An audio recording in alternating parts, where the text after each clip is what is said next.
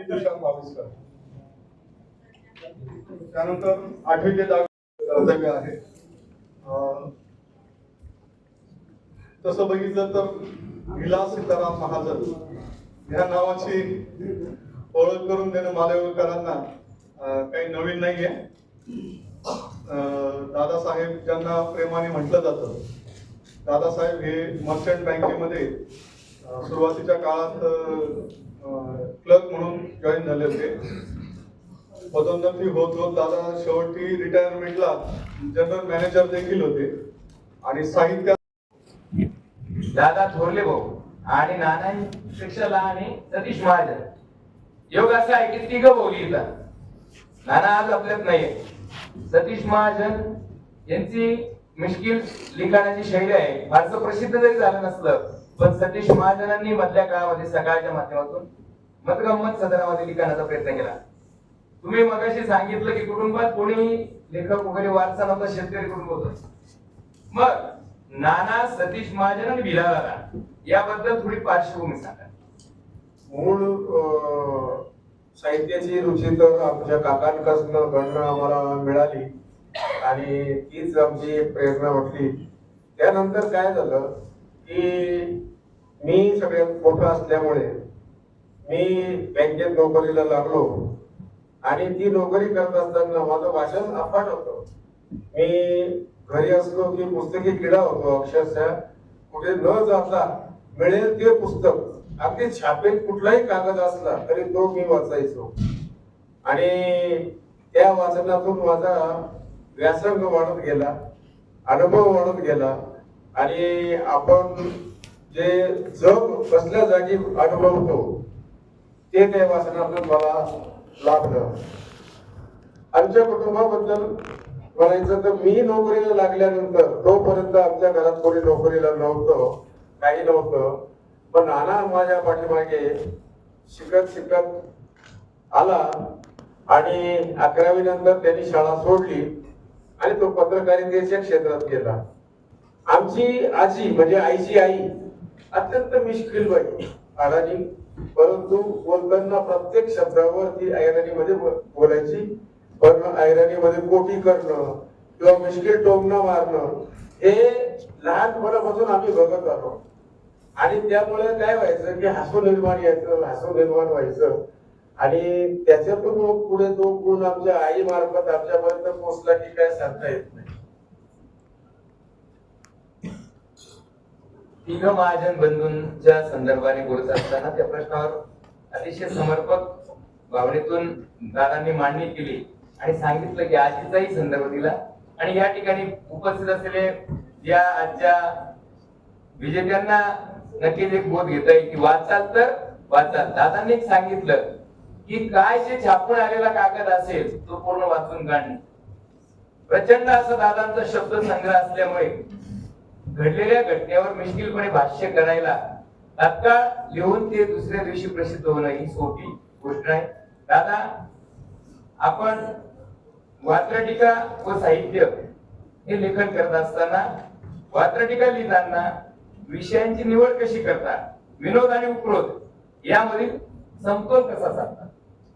या बाबतीत मी आपल्या राजकारण्यांचे आभार मानेन की नको इतके विषय ते रोज देऊन जातात आणि त्यातल्या एखाद्या डिफिकल्ट विषयावर मला स्फूर्त आणि मग मी ते लिहून जातो.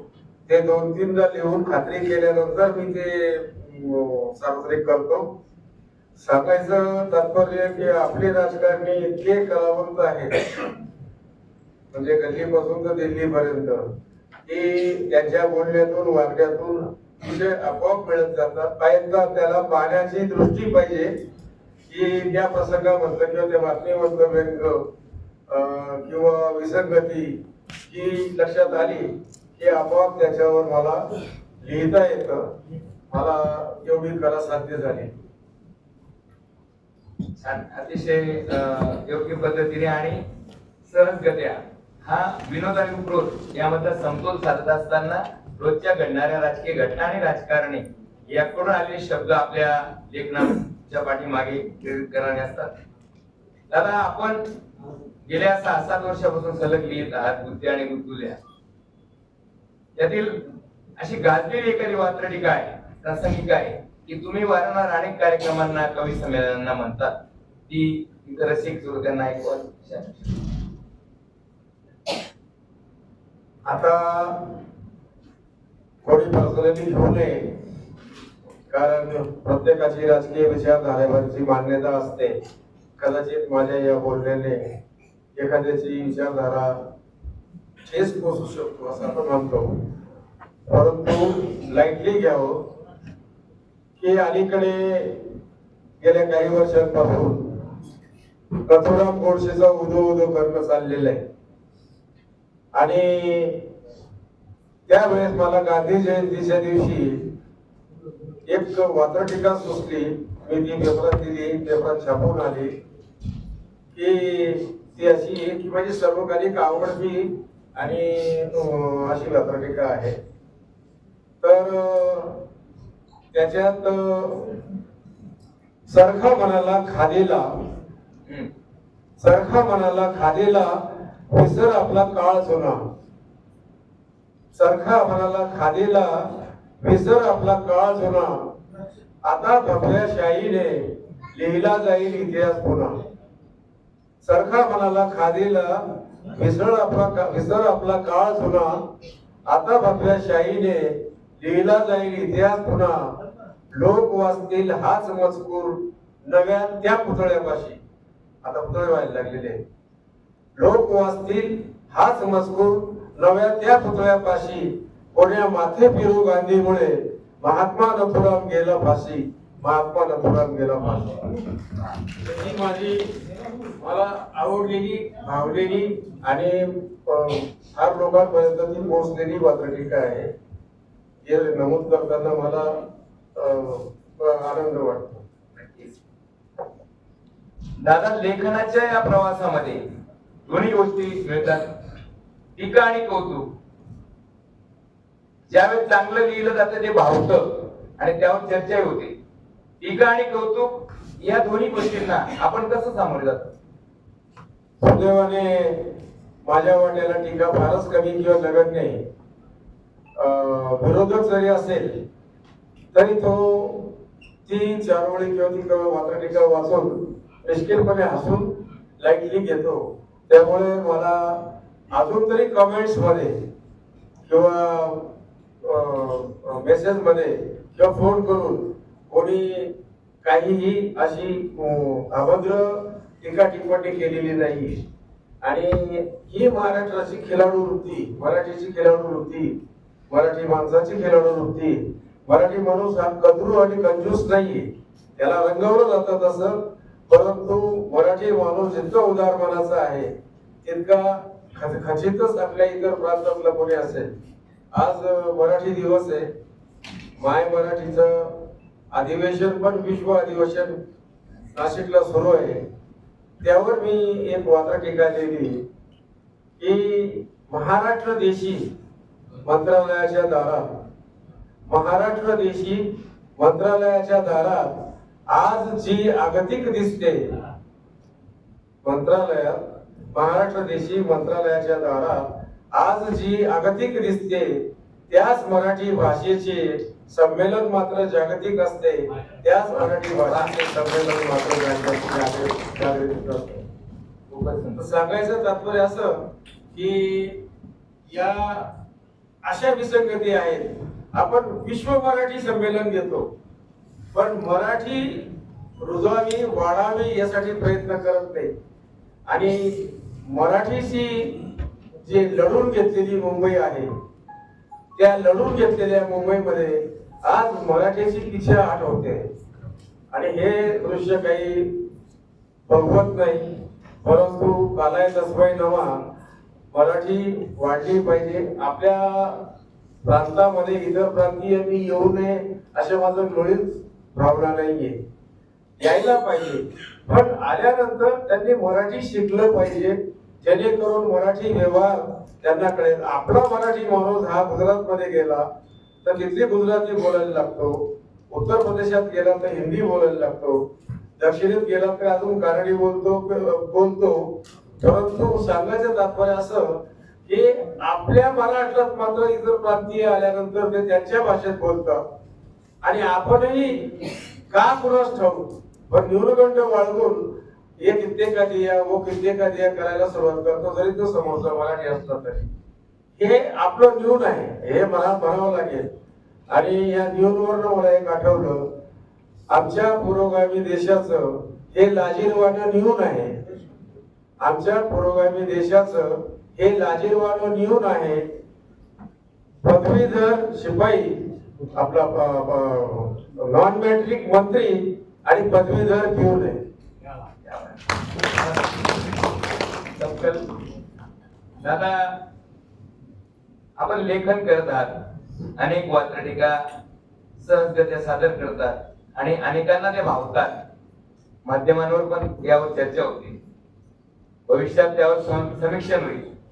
आपण पुस्तक रूपाने जरी आले नसतात जगासमोर, मात्र रामदास फुटाणेंनंतर महाराष्ट्रात सातत्याने लेखन करण्याची परंपरा मालिकामधून आपण चालू ठेवलेली आहे. या एकूणच साहित्याने वात्रटिकेने आपला मोठा गौरव केला आहे आणि तिला माझ्या नावाची एक ओळख सर्वदूर झालेली आहे. तर याच्यातील असा एखादा असा अनुभव आल्यास जीवनात संस्मरणीय आहे, तो या ठिकाणी आम्हाला ऐकवा. मी खानदेशात जेव्हा खानदेशी ऐराणी संमेलन होतं, त्या ऐराणी संमेलनामध्ये मी ज्यावेळेस कविता सादर केली त्यावेळेस टाळ्यांचा कडकडाट झाला आणि मला असं वाटलं की माझ्यात जे न्यून होतं, आता प्रत्येक मराठी माणसामध्ये काहीतरी न्यून असतं, तो न्यूनगंड की मला वाटलं या टाळ्या मला एक अजून कोणाला आहे म्हणजे इतका संभ्रम व्हावा असा एक संस्मृती मला अनुभव आलेला आहे. नक्कीच दादा, उत्तर महाराष्ट्रात खानदेश सर्वत्रच आपण आणि मराठीच्या वात्रटिका लिहित असताना आपण ऐराणीवर तेवढंच प्रेम केलं, ती आपली मायबोली आहे.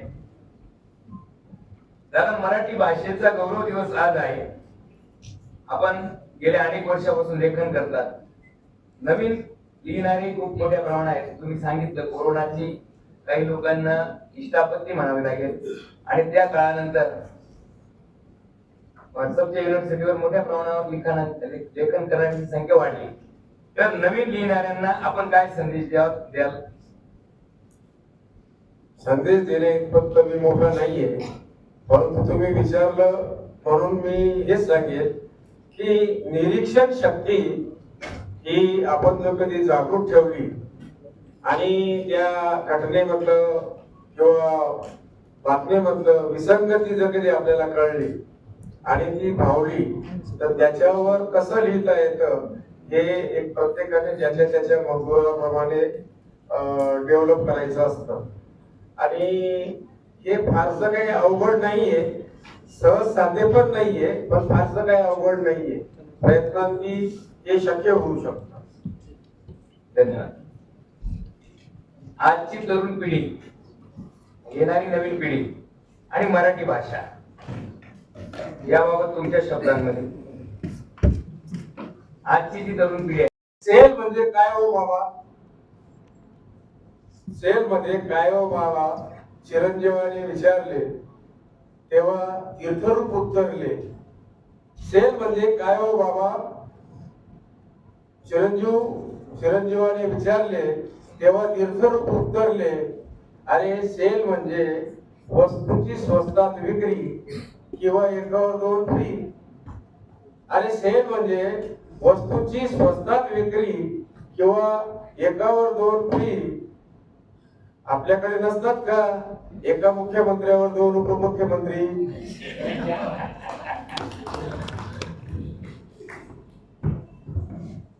दुर्गम भागातील एक आदिवासी दुसऱ्याला म्हणाला, अरे जरा अभिमान वाटू दे म्हणाला. दुर्गम भागातील एक आदिवासी दुसऱ्याला म्हणाला, अरे जरा देशाचा अभिमान वाटू दे म्हणाला. आपल्यापर्यंत नाही, आपल्याला कशाला हवेत रे हे सोयी सुविधांचे चोचले. आपल्याला कशाला हवेत रे हे सोयी सुविधांचे चोचले. आपल्यापर्यंत नसतील पण ते चंद्रापर्यंत जर पोहोचले, त्यानंतर पाणी टंचाईच्या बाबतीत की आपण म्हणतो चंद्रावर पाणी आढळलं, मंगळावर पाणी असू शकतं, मंगळावर ऑक्सिजन असू शकतो वगैरे, या बाबतीत सखोल असं संशोधन चालू आहे. पण चंद्रावर पाण्याचा थर किंवा बर्फाचा थर असतो हे सिद्ध झालेले आहे. तर त्या चंद्रावर म्हणजे पाणी आढळले त्याचेच मोठे कौतुक असते.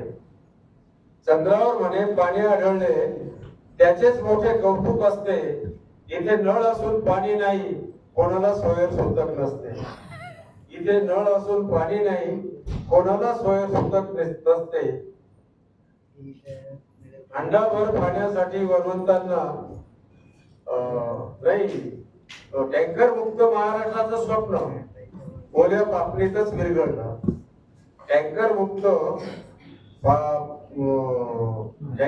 महाराष्ट्राचं स्वप्न ओल्या पापणीतच विरघळलं आणि भर दुपारी हंडाभर पाण्यासाठी वनवंतांना ते तळपायांना कळलं.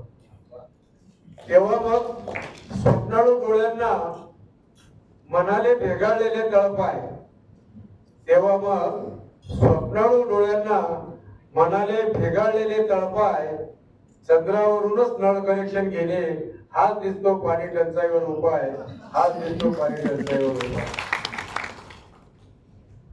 आणि एक कविता सादर करण्यापूर्वी मी तिची पार्श्वभूमी सांगेन की सचिन तेंडुलकर हा अंडर 18 होता आणि तो टीनेज मध्ये त्याने असे प्रथम दर्जाच्या क्रिकेटमध्ये कसोटी असू द्या, एक दिवसीय असू द्या, 2020 असू द्या, त्याच्यामध्ये त्याने जे काही कमाल केली.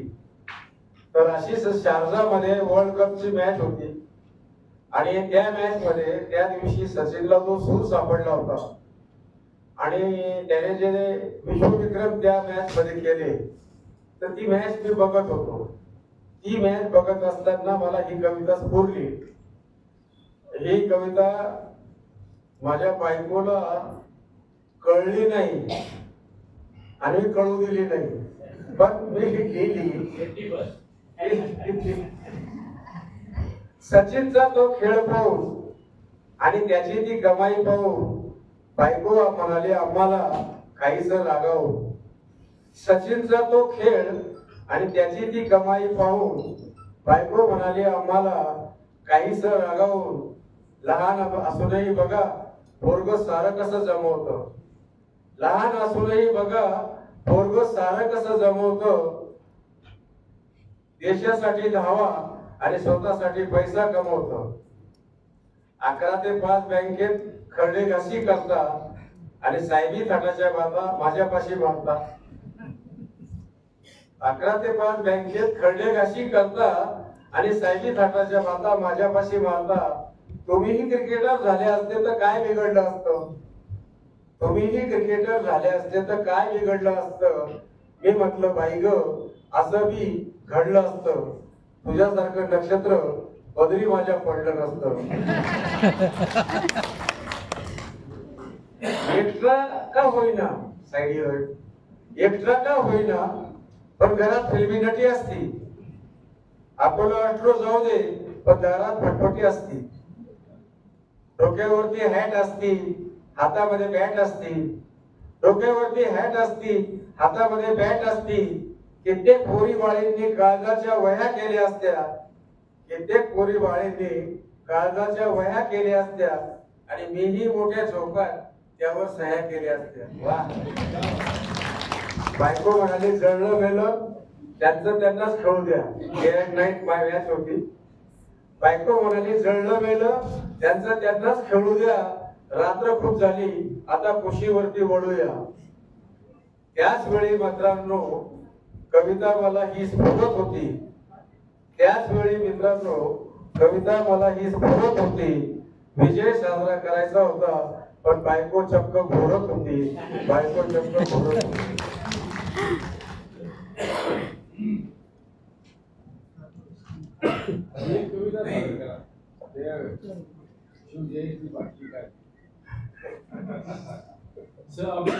मालेगाव महानगरपालिकेचे नगरसेवक दिनेश ठाकरे नाही, ती अशी होती,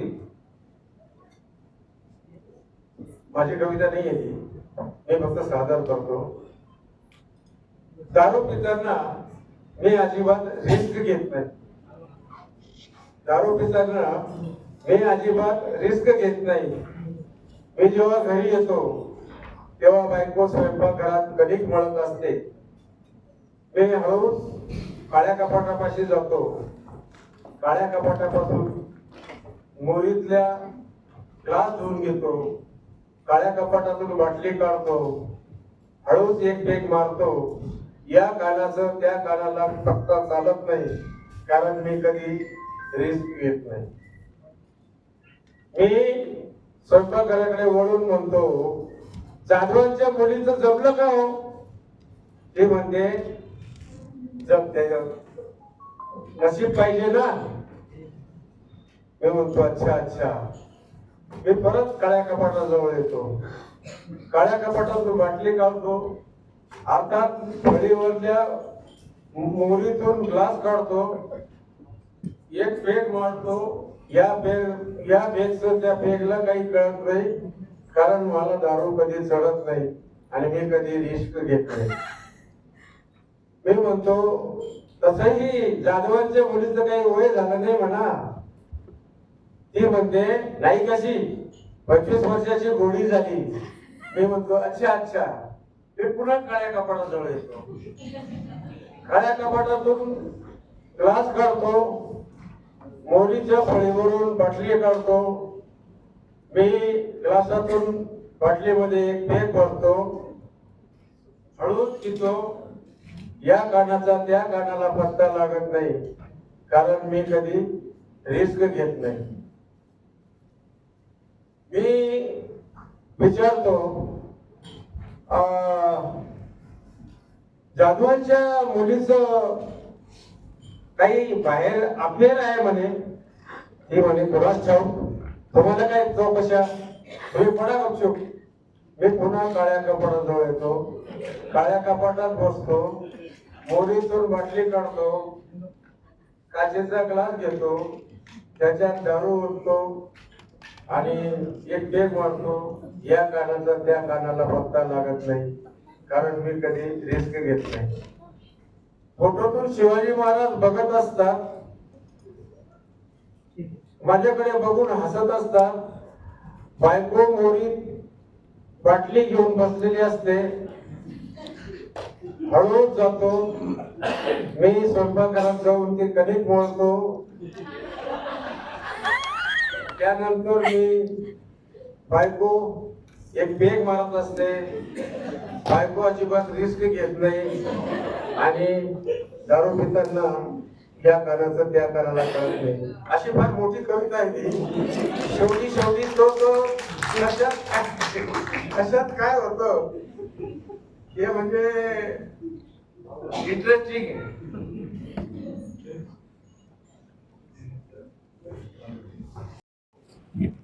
दादा थोरले भाऊ आणि नाना पेक्षा लहान आहे सतीश महाजन. योग असा आहे की तिघ भाऊ लिहितात. नाना आज आपल्यात नाहीये. सतीश महाजन यांची मिश्किल लिखाणाची शैली आहे. फारसं प्रसिद्ध जरी झालं नसलं, पण सतीश महाजनांनी मधल्या काळामध्ये सकाळच्या माध्यमातून मतगंमत सदनामध्ये लिखाणाचा प्रयत्न केला. तुम्ही मगाशी सांगितलं की कुटुंबात कोणी लेखक वगैरे वारसा नव्हता, शेतकरी कुटुंब होतं. मग नाना, सतीश महाजन आणि बिलाल दादा याबद्दल थोडी पार्श्वभूमी सांगा. मूळ साहित्याची रुची तर आमच्या काकांकडून घडणं आम्हाला मिळाली आणि तीच आमची एक प्रेरणा वाटली. त्यानंतर काय झालं की मी सगळ्यात मोठा असल्यामुळे मी बँकेत नोकरीला लागलो आणि ती नोकरी करत असताना माझं भाषण अफाट होतं. मी घरी असलो की पुस्तकी किडा होतो. अक्षरशः कुठे न जाता मिळेल ते पुस्तक, अगदी छापेत कुठलाही कागद असला तरी तो मी वाचायचो आणि त्या वाचनातून माझा व्यासंग वाढत गेला अनुभव वाढत गेला आणि आपण जे जग कसल्या जागी अनुभवतो ते त्या वाचनातून मला लाभलं. आमच्या कुटुंबाबद्दल म्हणायचं तर मी नोकरीला लागल्यानंतर तोपर्यंत आमच्या घरात कोणी नोकरीला नव्हतं, काही नव्हतं. पण नाना माझ्या पाठीमागे शिकत शिकत आला आणि 11वी नंतर त्यांनी शाळा सोडली आणि तो पत्रकारितेच्या क्षेत्रात गेला. पत्रकारितेच्या क्षेत्रात त्याने संसर्ग चक्रपासून सुरुवात केली होती आणि त्यानंतर त्यासोबतच तो गूढ कथा लिहायला लागला होता आणि त्या गूढ कथा लिहित असताना त्याला पुण्याच्या साप्ताहिकांमधून प्रसिद्धी मिळत होती मानधनासह. त्याच्याने त्याचा उत्साह वाढला आणि तो लिहित गेल्यानंतर मलाही असं काहीतरी लिहिता येईल का ते मी म्हणजे तसं त्यांनी माझ्याकडनं फक्त शैक्षणिक एक उदाहरण घेतलं, पण साहित्याच्या बाबतीत त्याच्याकडनं मी शिकलोय हे सांगायला मला कुठं कमीपणा वाटत नाही. कारण माझा भाऊ इतका प्रतिभावान होता की दुर्दैवाने तो आमच्यातून निघून गेला, अकाली गेला आणि अप्रसंगी ज्याला म्हणता येईल असं अकस्मात त्याचं निधन झालं. त्यावेळी मी ज्या त्याच्या अवस्था पाहिली मी तिथे हजर होतो. आजही मला आठवलं तर माझे डोळे भरून येतात. हसत खेळत बसलेला माणूस आणि अचानक त्याचा नव्हता होतो म्हणजे काय होतं हे मी त्या दिवशी पाहिलं. माझ्या नंतर तोही लिहू लागला आणि त्यानंतर तो कविता करायला लागला. कविता अतिशय उत्कृष्ट पद्धतीने त्याने कविता केल्या, ज्या संमेलनांमधून गाजल्या. त्यानंतर खानदेश आयराणी मंडळ या इष्टमित्रांनी त्याला आयराणीमध्ये लिहायला उपयुक्त केलं आणि आयराणीमध्येही त्यांनी गझल, हजल आणि कविता हा प्रांत त्यांनी हाताळला.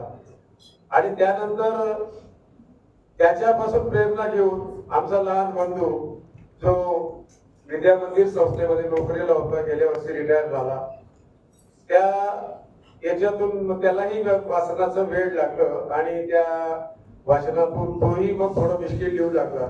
थोडं याच्याबद्दल मी असं सांगू इच्छिन की आमची आजी म्हणजे आईची आई अत्यंत मिश्किल बाई अडाणी, परंतु बोलताना प्रत्येक शब्दावर ती ऐराणीमध्ये बोलायची.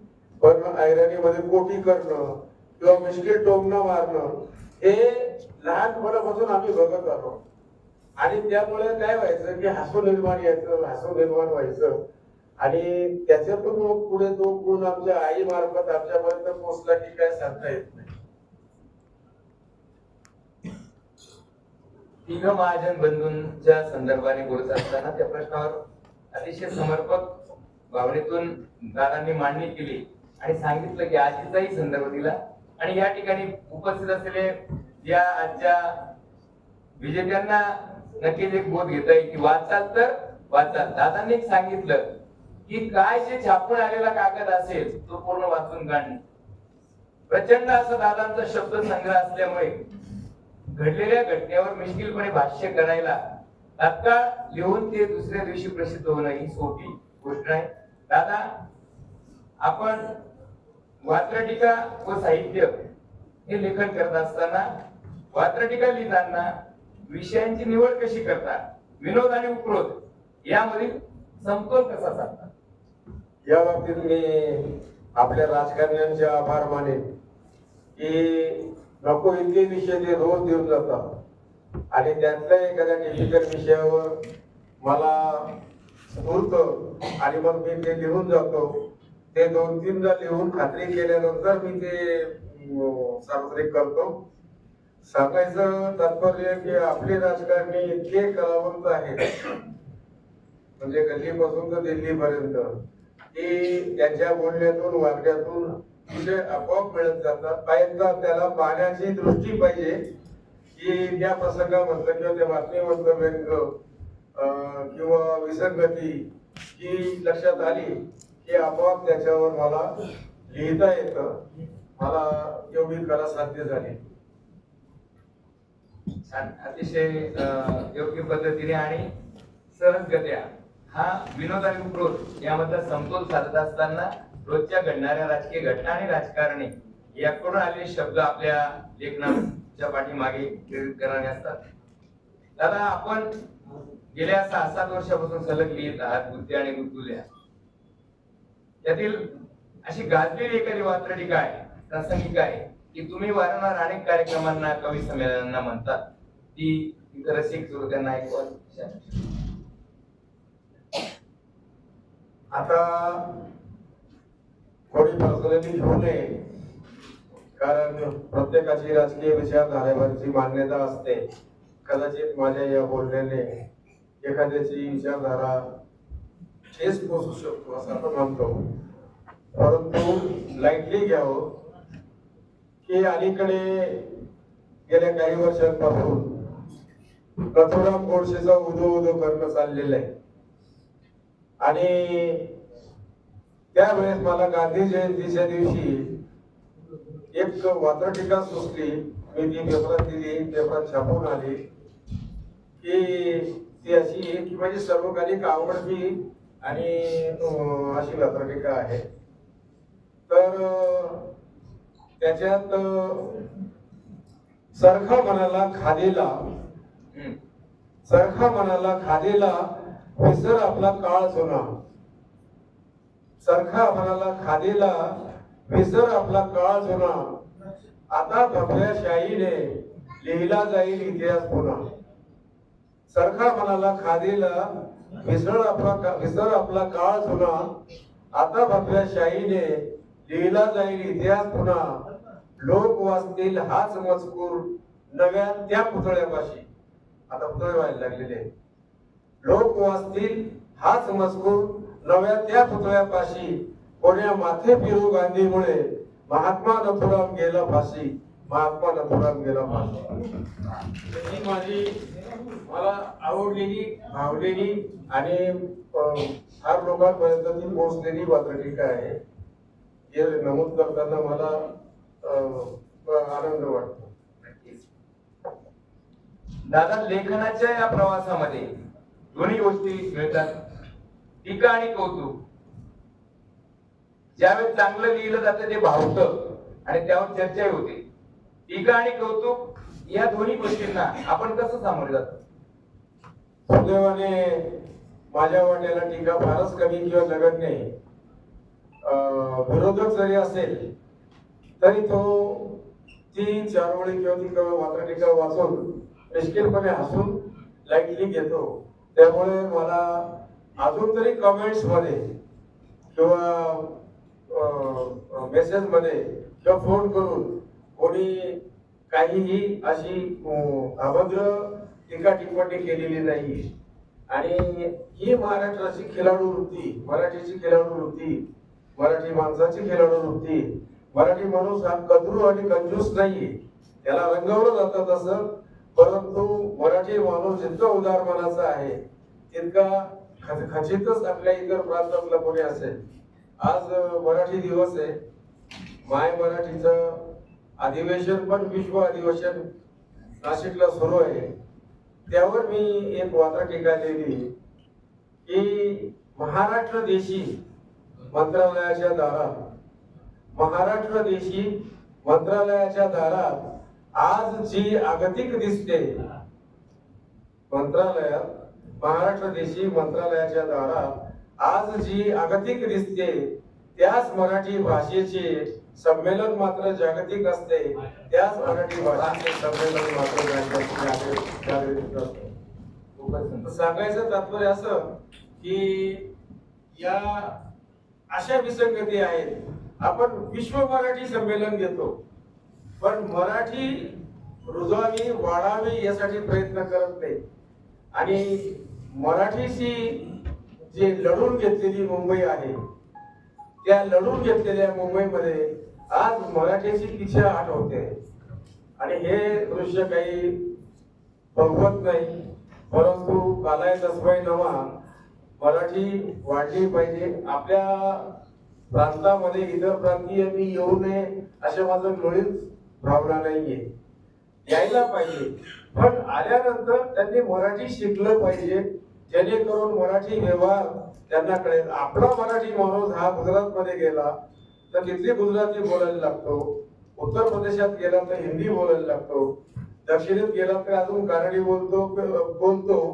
परंतु सांगायचं तात्पर्य असं की आपल्या महाराष्ट्रात मात्र इतर प्रांतीय आल्यानंतर ते त्यांच्या भाषेत बोलतात आणि आपणही का कुणास ठाऊक पण न्यूनगंड बाळगून हे कित्येका दिया वो कित्येका दिया करायला सुरुवात करतो, जरी तो समोरचा मराठी असला तरी. हे आपलं न्यून आहे, हे मला म्हणावं लागेल. आणि या न्यूनवरनं मला एक आठवलं, आमच्या पुरोगामी देशाचं हे लाजिरवाणं न्यून आहे. आमच्या पुरोगामी देशाचं हे लाजिरवाणं न्यून आहे. पदवीधर शिपाई आपला नॉन मॅट्रिक मंत्री आणि पदवीधर पिऊन आहे.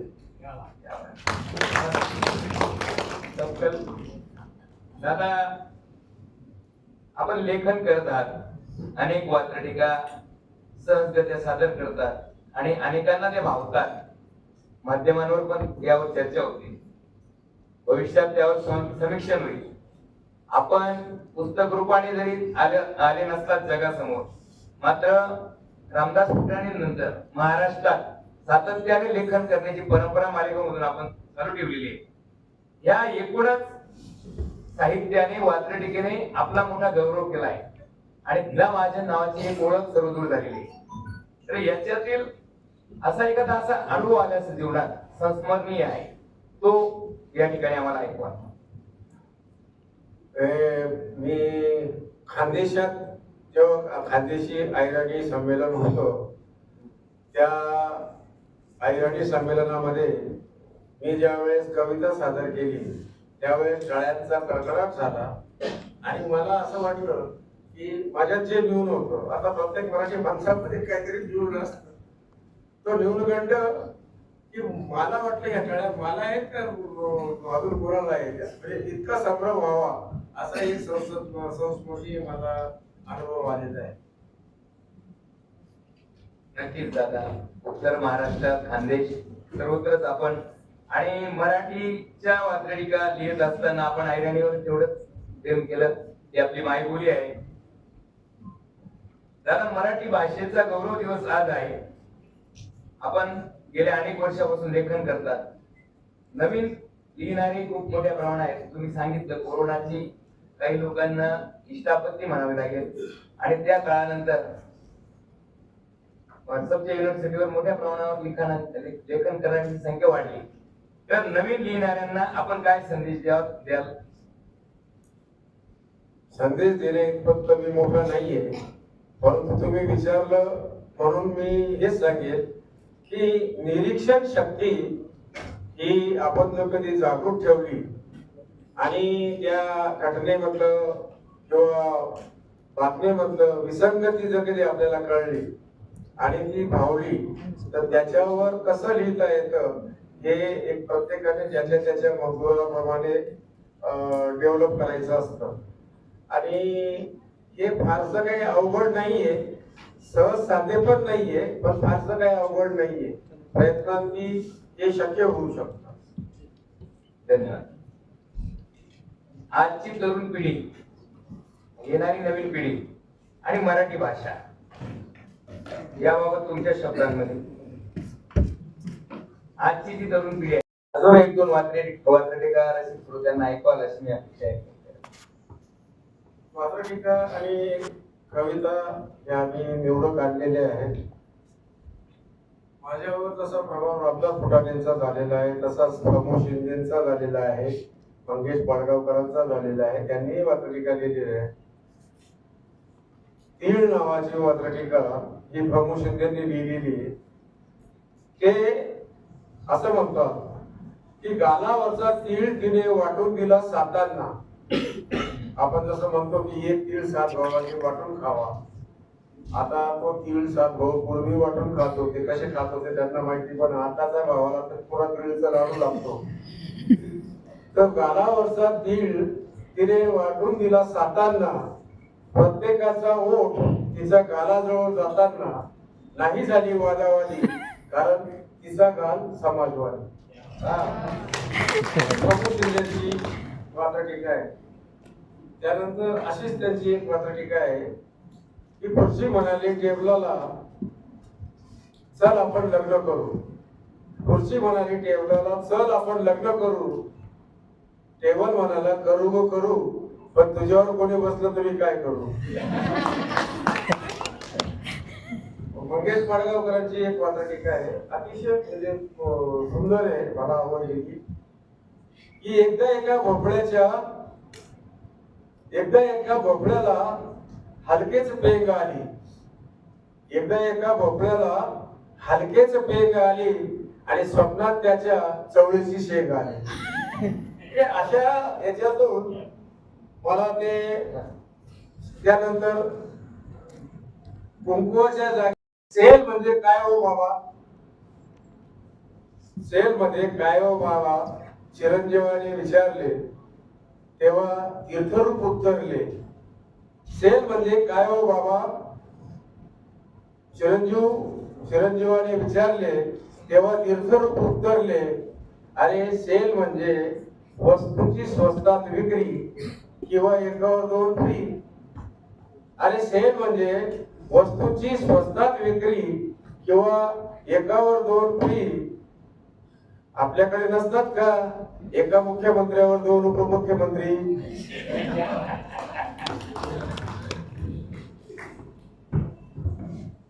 दुर्गम भागातील एक आदिवासी दुसऱ्याला म्हणाला, अरे जरा अभिमान वाटू दे मनाला. दुर्गम भागातील एक आदिवासी दुसऱ्याला म्हणाला, अरे जरा देशाचा अभिमान वाटू दे मनाला. आपल्यापर्यंत नाही, आपल्याला कशाला हवेत रे हे सोयी सुविधांचे चोचले. आपल्याला कशाला हवेत रे हे सोयी सुविधांचे चोचले. आपल्यापर्यंत नसतील पण ते चंद्रापर्यंत जर पोहोचले. त्यानंतर पाणी टंचाईच्या बाबतीत की आपण म्हणतो चंद्रावर पाणी आढळलं, मंगळावर पाणी असू शकतं, मंगळावर ऑक्सिजन असू शकतो वगैरे. या बाबतीत सखोल असं संशोधन चालू आहे. पण चंद्रावर पाण्याचा थर किंवा बर्फाचा थर असतो हे सिद्ध झालेले आहे. तर त्या चंद्रावर म्हणे पाणी आढळले त्याचेच मोठे कौतुक असते. चंद्रावर म्हणे पाणी आढळले त्याचेच मोठे कौतुक असते. इथे नळ असून पाणी नाही, कोणाला स्वयंसुतक नसते. इथे नळ असून पाणी नाही, कोणाला स्वयंसुतक नसते. अंडाभर पाण्यासाठी वनवंतांना नाही टँकर मुक्त महाराष्ट्राचं स्वप्न ओल्या पापणीतच विरघळलं. टँकर मुक्त महाराष्ट्राचं स्वप्न ओल्या पापणीतच विरघळलं आणि भर दुपारी हंडाभर पाण्यासाठी वनवंतांना ते तळपायांना कळलं. तेव्हा मग स्वप्नाळू डोळ्यांना मनाले भेगाळलेले तळपाय. तेव्हा मग स्वप्नाळू डोळ्यांना मनाले भेगाळलेले तळपाय. चंद्रावरूनच नळ कनेक्शन घेणे हाच दिसतो पाणी टंचाईवर उपाय. हाच दिसतो पाणी टंचाईवर उपाय. आणि एक कविता सादर करण्यापूर्वी मी तिची पार्श्वभूमी सांगेन की सचिन तेंडुलकर हा अंडर 18 होता आणि तो टीनेज मध्ये त्याने असे प्रथम दर्जाच्या क्रिकेटमध्ये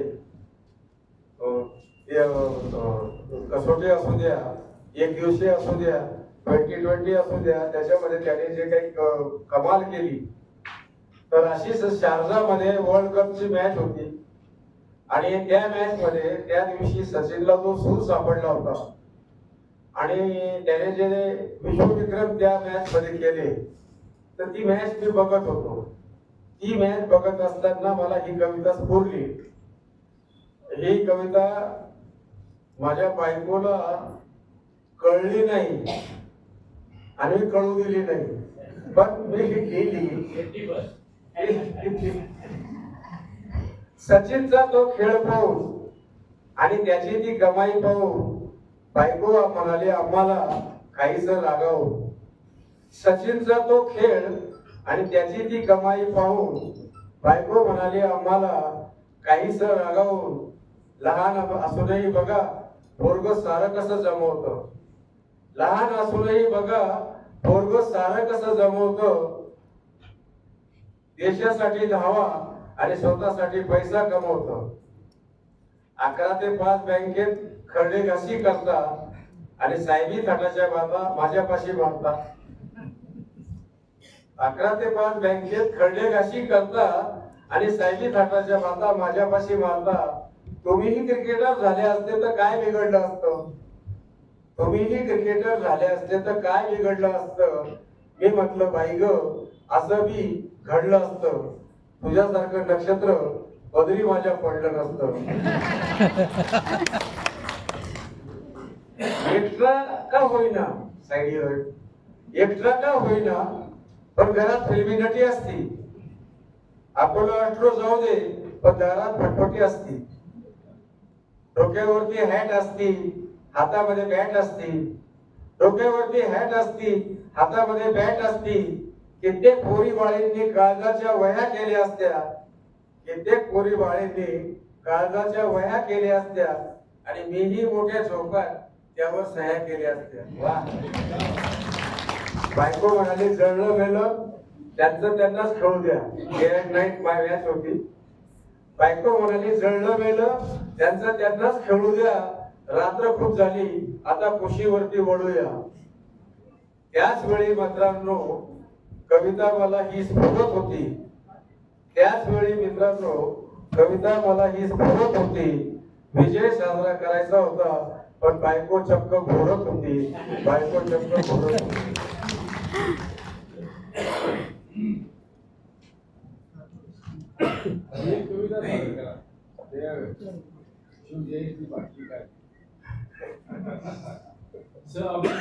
मालेगाव महानगरपालिकेचे नगरसेवक दिनेश ठाकरे. नाही ती अशी होती. माझी कविता नाही आहे ती. मी फक्त सादर करतो. दारू पिताना मी अजिबात रिस्क घेत नाही. दारू पिताना मी अजिबात रिस्क घेत नाही. मी जेव्हा घरी येतो तेव्हा बायको स्वयंपाकघरात कणिक मळत असते. मी हळूच काळ्या कपाटापाशी जातो. काळ्या कपाटापासून मोरीतल्या ग्लास धुवून घेतो. काळ्या कपाटातून बाटली काढतो. हळूच एक पेग मारतो. या कानाचं त्या कानाला फटका चालत नाही कारण मी कधी रिस्क घेत नाही. मी स्वयंपाकघराकडे वळून म्हणतो जाधवांच्या मुलीचं जमलं का हो. ते म्हणते जमते नशीब पाहिजे ना. मी म्हणतो अच्छा अच्छा. मी परत काळ्या कपाटाजवळ येतो. काळ्या कपाटातून बाटली काढतो. अर्थात फळीवरल्या मोरीतून ग्लास काढतो. एक पेग मारतो. या पेगचं त्या पेगला काही कळत नाही कारण मला दारू कधी चढत नाही आणि मी कधी रिस्क घेत नाही. मी म्हणतो तसही जाधवांच्या मुलीचं काही वय झालं नाही म्हणा. ती म्हणते नाही कशी 25 वर्षाची गोडी झाली. मी म्हणतो अच्छा अच्छा. मी पुन्हा काळ्या कपाटाजवळ येतो. काळ्या कपाटातून ग्लास काढतो. मोरीच्या फळीवरून बाटली काढतो. मी ग्लासातून बाटलीमध्ये एक पेग भरतो. हळूच पितो. या कानाचा त्या कानाला पत्ता लागत नाही कारण मी कधी रिस्क घेत नाही. मी विचारतो जाधवांच्या मुलीचं काही बाहेर अफेअर आहे म्हणे. ती म्हणे कुणास ठाऊक. तुम्हाला काय चौकशा. तुम्ही पडा गपचूप. मी पुन्हा काळ्या कपाटाजवळ येतो. काळ्या कपाटात बसतो.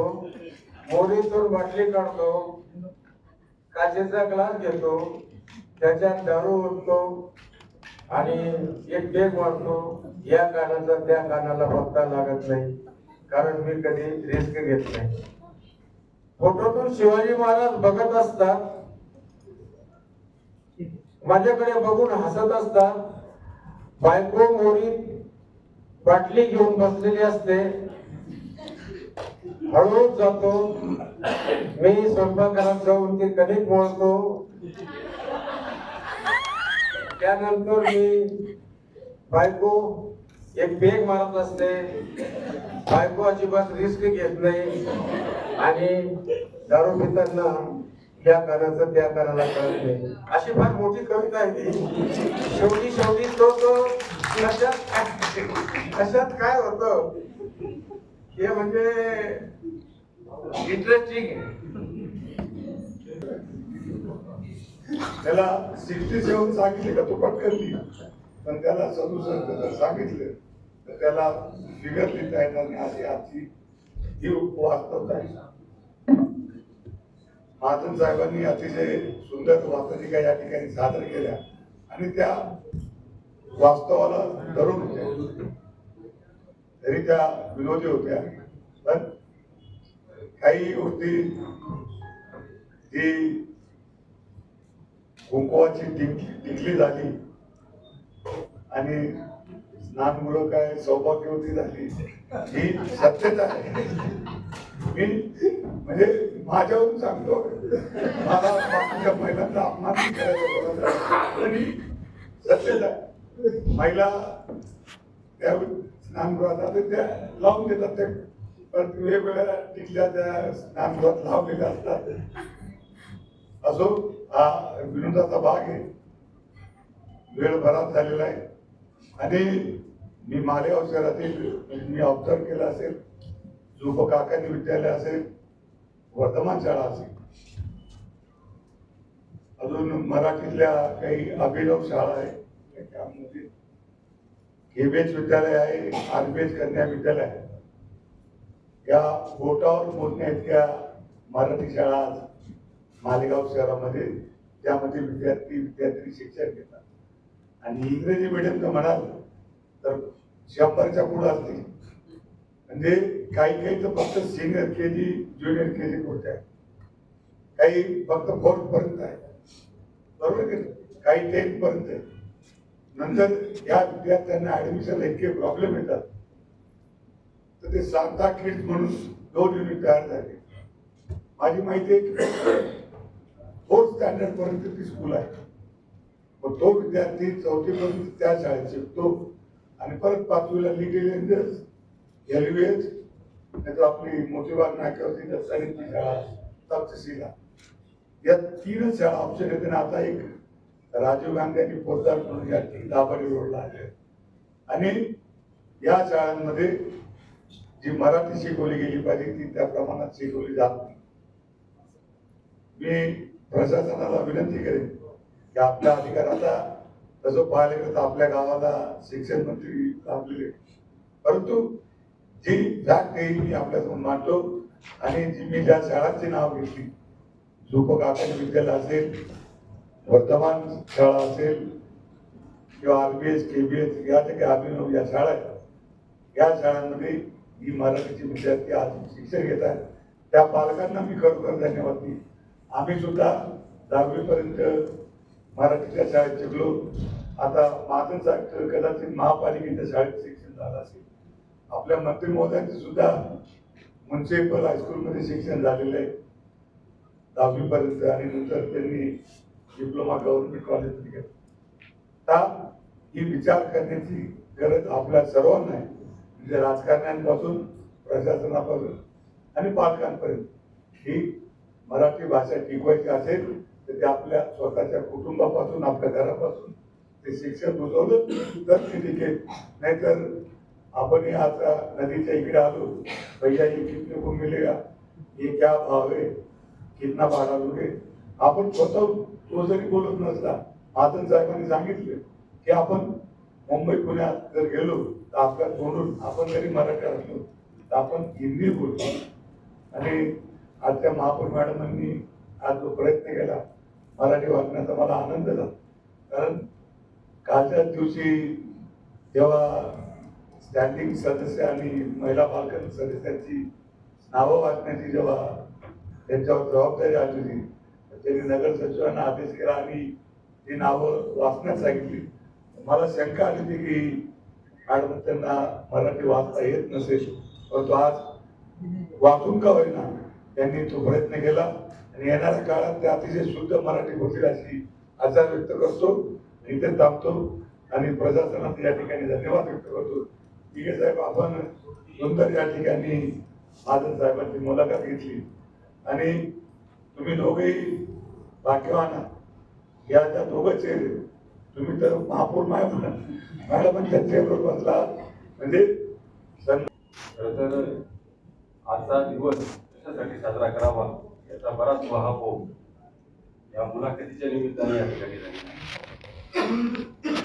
मराठीचा इतिहास तसा अतिशय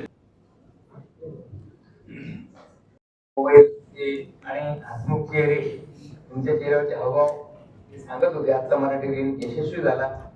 विला दादा म्हटल्यानंतर या मालेगावचं आणि महाराष्ट्राचं पत्रकारितेचं वैभव म्हणूया. दादांना इथं महापालिकेने आमंत्रित केलं आणि दादांची मुलाखत घेण्याचा मला योग आला.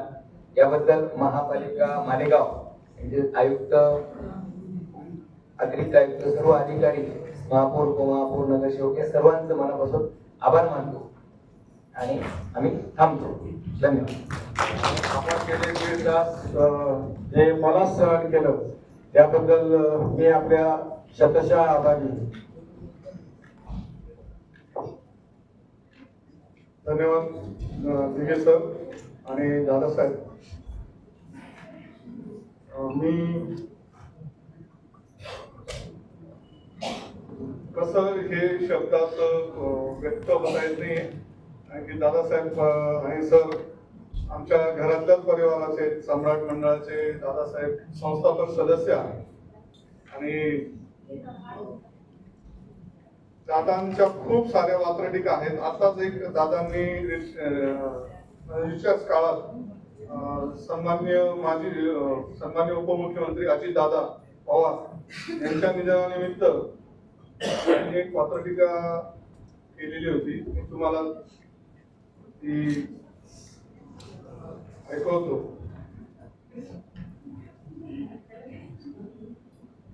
दादांच्या प्रत्येक वात्रटिकेला एक मथळा असतो, शीर्षक असतं. दादांनी या वात्रटिकेचं शीर्षक दिलं होतं धूर्त घड्या तूर्त खोड्या. धूर्त घड्या तूर्त खोड्या. विलीनीकरणाची होणारी चर्चा 10 वाजून 10 मिनिटांनी थांबली. म्हणजे दादांचा श्वास जो थांबला, अजितदादांचा, तो 10 वाजून 10 मिनिटांनी थांबला. विलीनीकरणाची होणारी चर्चा 10 वाजून 10 मिनिटांनी थांबली.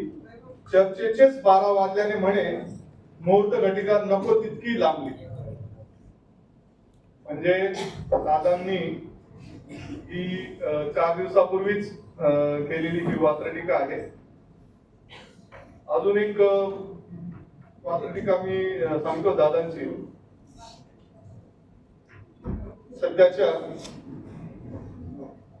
सध्याच्या तरुण पिढीला काम नसतं तर त्यावर एक वात्रटिका आहे दादांची, जय हो. नुकत्याच आपल्याकडे निवडणुका झाल्या, त्याच्या पार्श्वभूमीवर ही एक आहे. कुठे नेत्यांच्या सभा तर कुठे भव्य सत्संग आहे. कुठे नेत्यांच्या सभा तर कुठे सत्संग आहे. टाळ्या पिटण्यात आमचे बेरोजगार हात दंग आहेत. अतिशय मार्मिक असं लिहिलंय दादांनी. मी आता असं खूप साऱ्या वात्रटिका आहेत दादा, मी तुम्हाला फॉलो करतो फेसबुकवर आणि रोजही आपण त्या माध्यमातून भेटतच असतो. मी आता नगरसेवक दिनेश ठाकरे यांना विनंती करतो की त्यांनी आपलं मनोगत व्यक्त करावं.